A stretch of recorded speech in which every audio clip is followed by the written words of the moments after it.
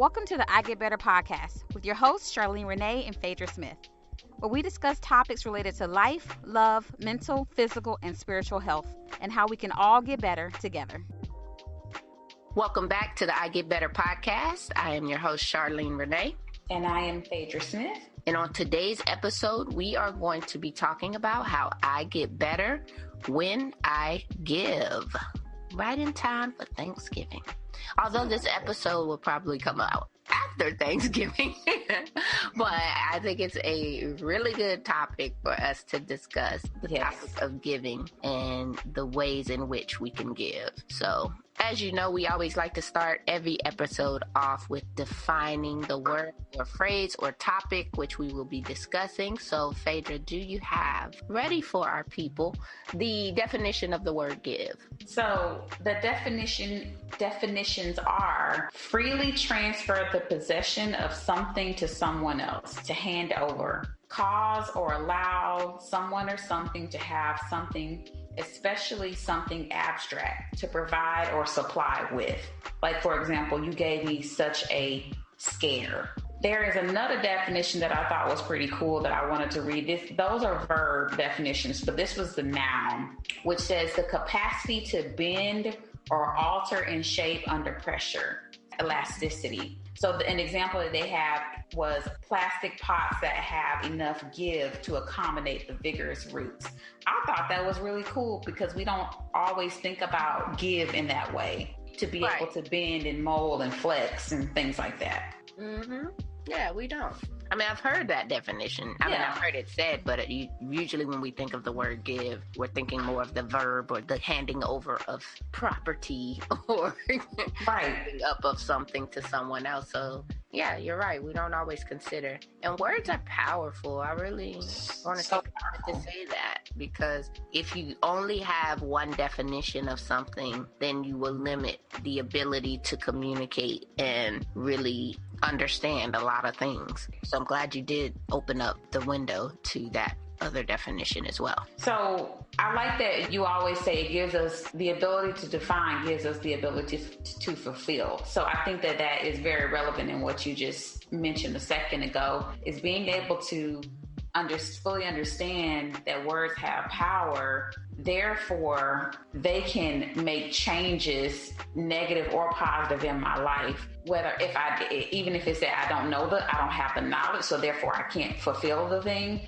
or I have the knowledge, but I don't know what to do with it, or I don't know how to fulfill it. So I like that words do have power. So let's talk about why giving is so important. Okay.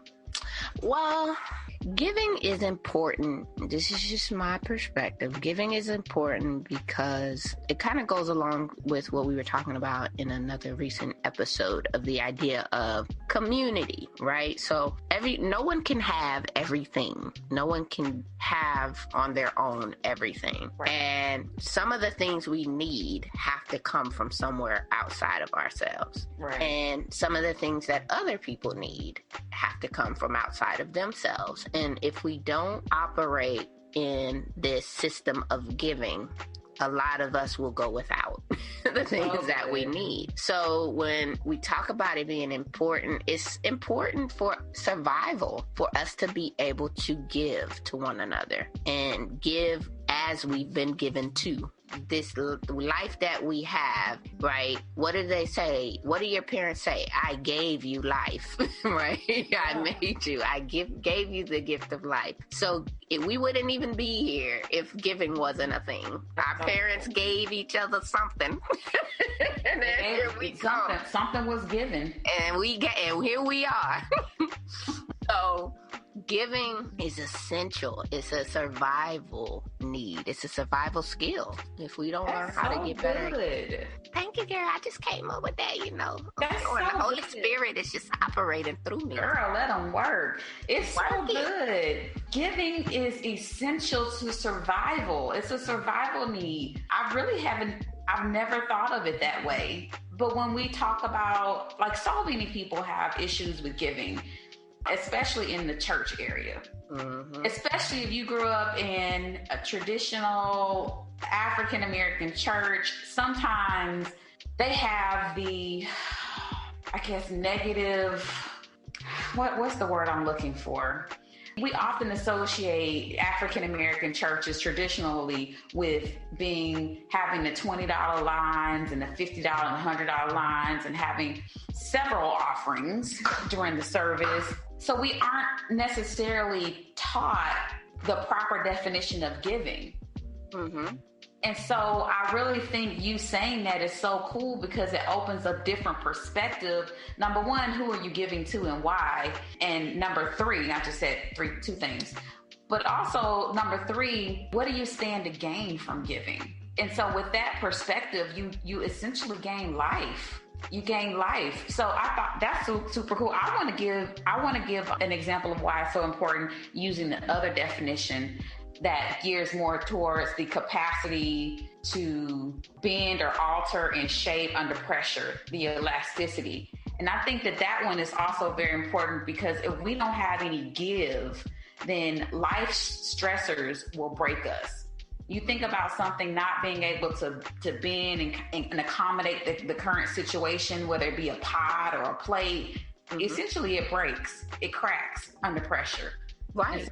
When we look at our lives and we look at why is it so important to give in this way, I think it's also a matter of survival. It goes back to survival. If we don't learn how to accommodate and restructure, rearrange our thinking and our being and be flexible with certain things with life, then we will also break mentally. So you just hit us over the head with that survival. Right. Yeah, we getting good on this, eh? Yeah. Write it down. We're going to put this in the book. Yeah, that was the Holy Spirit thing right there. Yeah. But it's true. It is. We have to get better at giving. This is a very personal topic for me. I really am glad that we had the opportunity to talk about this, and we'll get into it more when we talk about the barriers as well as like personal examples of or situations of giving. But I really am glad that we brought this up because it's not always on the forefront of our minds. Right. We don't always prioritize giving as we should. Right. So for various reasons. So let's get into it. Let's talk about some consequences. So consequences of not giving. Well, I guess this is all just subjective in a way, but the consequences would be that the consequences could be for you as well as for other people. So some of the consequences to not being able to give of your resources is that someone is going to suffer. So if we're talking about survival needs, maybe they don't die, but maybe there's something they really, really need, but they don't get it because someone's not willing to give. And you see this all the time. You see places and times where we live in a society where people are in need, great need a lot of the time when they shouldn't be, because you have people who have so much. Right. You've got millionaires, you've got billionaires, you've got people who are just thousandaires, for that matter, who have so much, and then there are people who have so little, and it's a solvable issue. But someone is unable to grasp this concept of giving to the extent of now we have suffering in the world. Yeah. Across the world, not just in this country, but across the nation, or across the continents and the globe. Of suffering continues when you're not able to give. That's a extreme consequence, but a very real consequence. Right. I think we live in a society of extremes. So I think a lot of us are governed by fear, the fear of not having enough, not being enough, not doing enough. Therefore, we don't have enough time. That's a matter of perspective. Yeah. So when we talk about, I'm going to just keep, because I think that was definitely a divine word that you said. It is a matter of survival, and you might not see the consequences of it in your lifetime and how it, not giving can produce death, but generationally, your lineage might experience it in some way, whether it be in the spiritual form, the mental form. Because honestly, death for me, in my opinion, to be living in fear and be paralyzed is a form of death. It's a form of not being able to survive and thrive in the world because we weren't able to accommodate the stresses of life or the needs of our community, the needs of our world. So a lot of times people think about doing things for free and they're like, oh no, I could never. But these resources weren't given to you for you, just for you. Mm-hmm. They were given to you for the world, for the generations to come. Mm-hmm. And so think of how many people that won't get freedom, that won't get this life abundantly because of the things that were clogged up in you. You not being able, it can cause you not to be able to birth your purpose on earth. So we could go on and on. I could start preaching about this.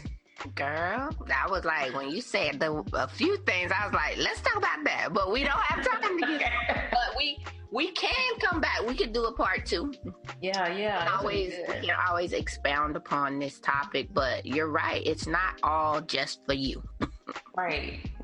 What are some barriers that get in our way of giving? Well, you hit the nail on the head because I had it on my list of barriers. The number one thing is fear. Yeah. Fear.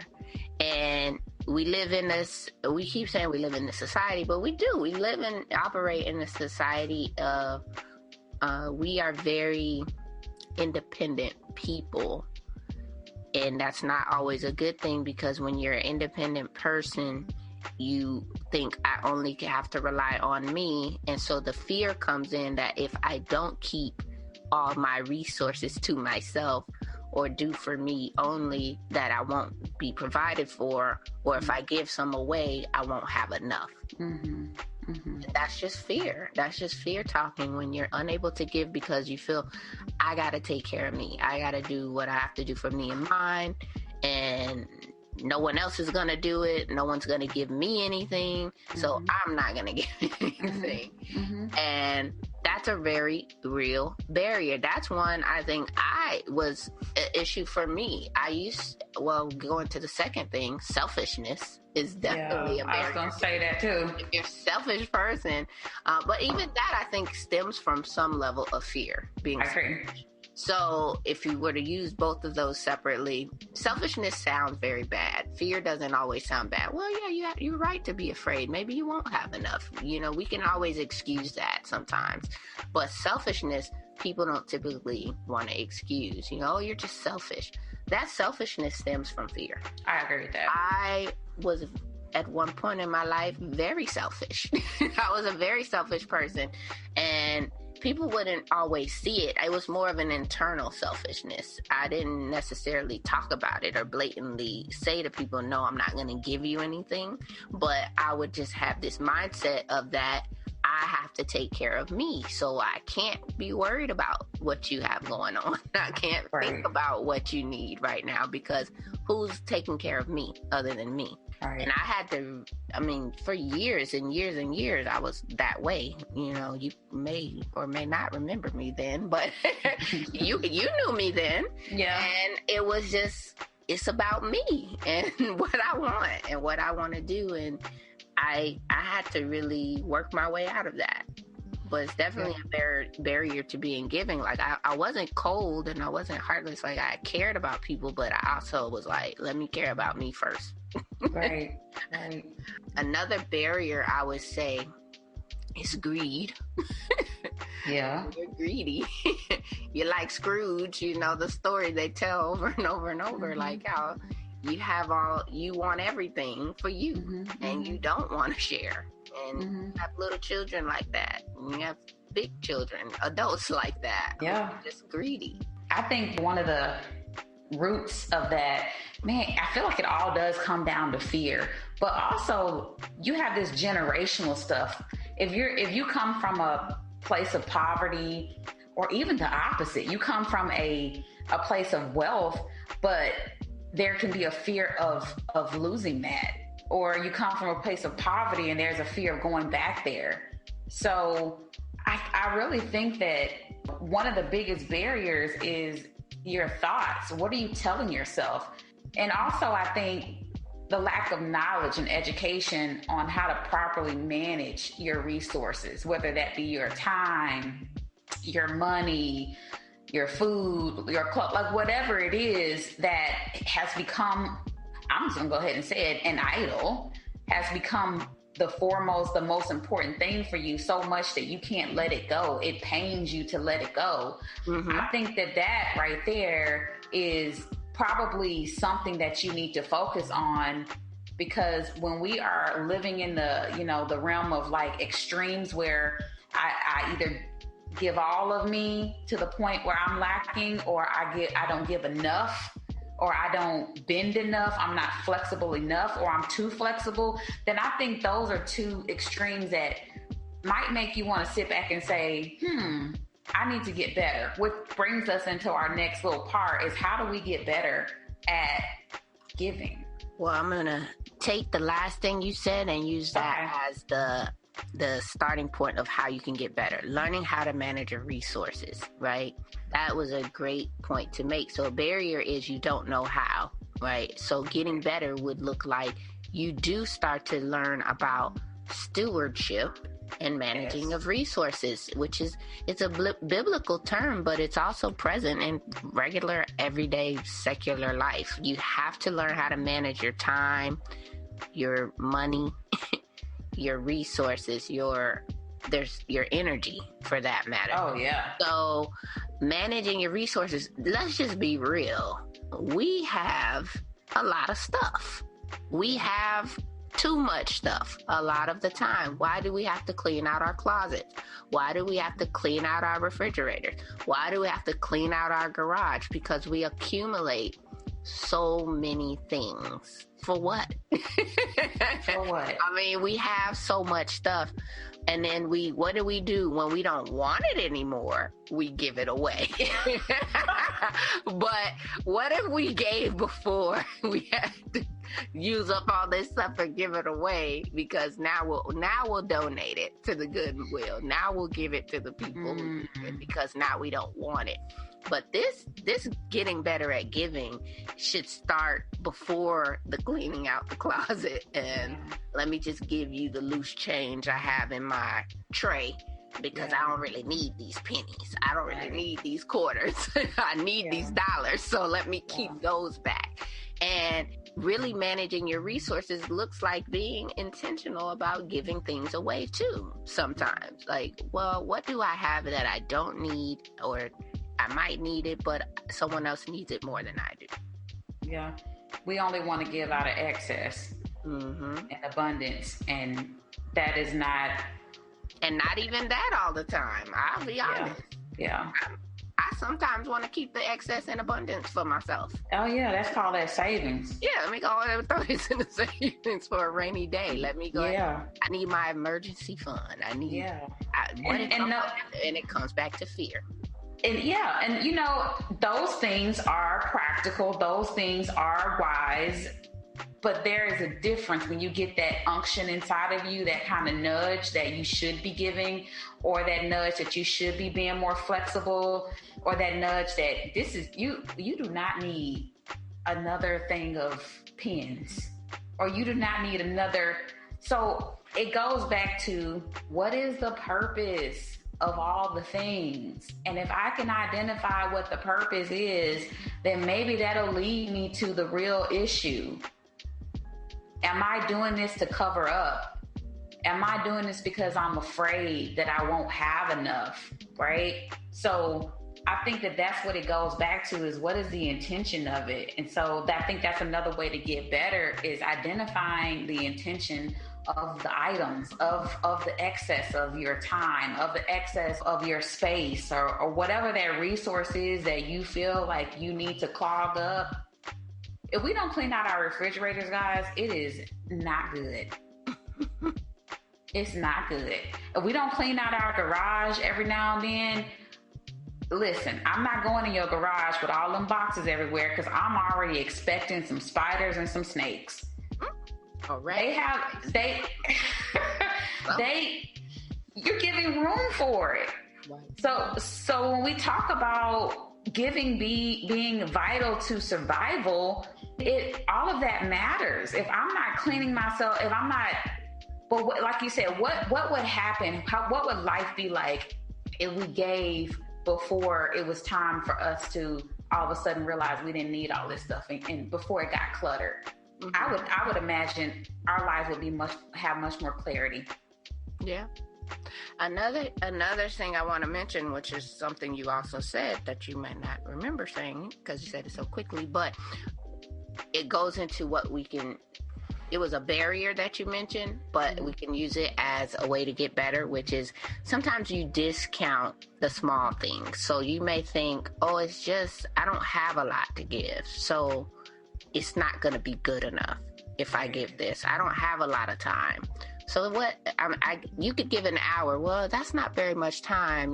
That's not good enough. So I'm not going to do it. I'm not going to volunteer for an hour a week. Right. I wish I had more time. Then I would help. Right. Or I wish I had more to give financially. But since I only have this little bit, it's not going to be worth anything. Who's going to care if I give you $2? So I'm embarrassed maybe. I don't want to give just this little bit. And so I won't give anything. So to get better at giving is to learn how to value the little things and say, yeah, I only gave $5, but I gave $5, that's, if 100 people give $5, that's $500, So being able to say it's not the amount or how much, even though there are times when we really could dig deep and give more, if we chose to, because there's many things that we don't blink at paying $100 for, $200 for, $300 for, TVs, iPhones, so on and so forth, that we might give this guy on the corner $1 and be like, yeah. I don't know if I really want to give him this, but I'll go ahead and give this today. But let us find some. $16.99 on Amazon. Okay, that's a good deal. Put it in the cart. Something we don't even need at all. We survived the whole life before, all of our life before that day without. But it's put it in the cart. Let you be like, see this guy on the corner with a sign and he talking about giving me $16.99. You be like, what? That's too much. $16.99, right? So I like that. I like that. Deep, sometimes we do. But if you can't, it's okay as well. Giving is a survival. You're helping others survive. You wouldn't be where you are if no one ever gave you anything. Period. I don't care what you say. Like, I could say nobody ever gave me anything. I made it on my own. I did this. I did that. That's a lie. Even if your parents, all they did was give you life. They gave you something, Yeah. They didn't raise you. If they didn't give you love, somebody gave you something. How did you eat? How are you now still standing? Even you have to go back and look at every little thing and be grateful for the things that have been given to you, that have brought you where you are, that have made you who you are. If you've made it through to adulthood, somebody gave you something. Yeah, even if it's the internet, somebody put out free information for you to look up how to change your oil, or whatever it is. So it's so. We never do this, but I want to give a challenge. This has definitely been one of the barriers for me, is learning how to give. I want to challenge those that have this issue, whether it be giving of your time, whether it be being more flexible with people, being more patient, and so being able to give, and your flexibility and your thinking. I want to challenge you guys to work on it. In the moments where you want to say no, or you want to kind of like draw in, I want to challenge you to lean in to it, to be obedient. And this goes back to the very beginning when I mentioned the traditional African American churches, or not just African churches in general, where you think it's all about the money. I want to challenge you to go back to your own intention. I'm not a believer that somebody has to tell you what to give in church. I believe that is something that is put into your heart. If you ask about it, it's more about obedience to God. rather than people. And so I challenge you to lean into that. What is your spirit telling you to give? What are you thinking? What is your heart telling you to give? Well, I don't say heart because you can't always go by that. Sometimes you have to choose. And so thinking about giving in the form of therapy. Sometimes in order to break the curse or break that trend of feeling like I'm not going to have enough is to challenge it and to do it and to prove to yourself that you're going to have more than enough, even if you give. So I just wanted to put that out there. That's good. And there are so many places that you can give. It's not just done in church. You can give, organizations out the wazoo, or some people don't have an organization. You can just give to them. You can give to your friends. You don't know what somebody's going through. You can give to your family. Charity starts at home sometimes. Yeah. Just giving time. Give time to your grandmother. Go help her, with her yard. Go ask her what she needs. Give to your aunties, your uncles, whoever. It's not always got to be a big thing. It's just having a mindset, like you said, a heart to give. Yeah. And then acting on it and seeing what happens. See and prove yourself wrong. Like you will. Correct. You will have enough, and you'll have more than enough, and you'll reap what you sow a lot of the time. People will be more giving towards you. So that about sums up our episode on how to get better when I give. Of course, as usual, please like, share, rate, comment, review, subscribe, all of the above to the I Get Better podcast. You can find us on all your streaming platforms: Apple Music, Spotify, iHeartRadio, Google Play, and on our website at www.greenhousecounselingfl.com. We enjoyed talking with you. Yes, this is wonderful. I think this was a great episode, and take that challenge. Challenge yourself over the next week to give as much as you can. Yes, wisely. So until next time, let's keep getting better so we can do better in order to be better.